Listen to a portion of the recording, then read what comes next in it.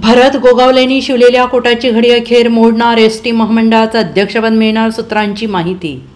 शिंदे गटात सुरुवातीपासून मंत्रिपदाचे प्रबळ दावेदार मानले जाणारे महाडचे आमदार भरत गोगावले यांनी अखेर महत्त्वाची जबाबदारी त्यांना मिळणार आहे। भरत गोगावले यांची एसटी महामंडळाच्या अध्यक्षपदी नियुक्ती केली जाणार आहे। आज दुपारपर्यंत त्यांच्या नियुक्तीचे आदेश निघण्याची शक्यता सूत्रांकडून वर्तवली जात आहे। गेल्या काही दिवसांपासून मुख्यमंत्री एकनाथ शिंदे यांच्याकडून आपल्या पक्षातील नेत्यांना मंत्रिपदाचा दर्जा तसेच महामंडळावर नियुक्त्या केल्या जात आहेत। त्यामध्ये आता भरत गोगावले यांची वर्णी लागली आहे।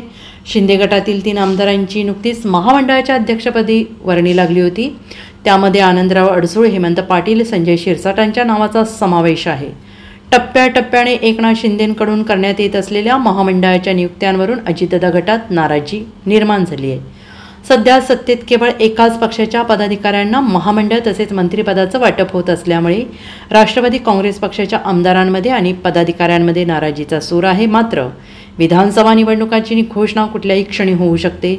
ऐन निवडणुकीच्या तोंडावर पद मिळत असल्याने गोगावले पद स्वीकारणार का याकडे सगळ्यांच्या नजरा लागल्या आहेत। एसटी महामंडळाचे पदही कॅबिनेट दर्जाचं आहे। गोगावले यांनी यापूर्वी सत्तांतरानंतर अनेकदा मंत्रिपद मिळवण्याबाबत आपली इच्छा बोलून दाखवली होती। मात्र आता त्यांची बोलवण एसटी महामंडळावर केली जात आहे। भरत गोगावले यांचे मंत्रिपद विरोधकांच्या टिंगलटवाळीचा विषय झाला आहे। भरत गोगावले यांना मंत्रिपद मिळण्याची खात्री असल्याने त्यांनी शपथविधीसाठी खास कोट शिवून घेतला होता। मात्र त्यांना मंत्रिपद न मिळाल्याने ते कोट तसाच पडून आहे।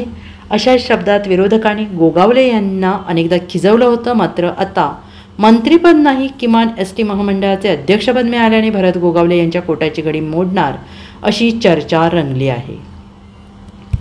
Bureau report, SBN Marathi, Mumbai.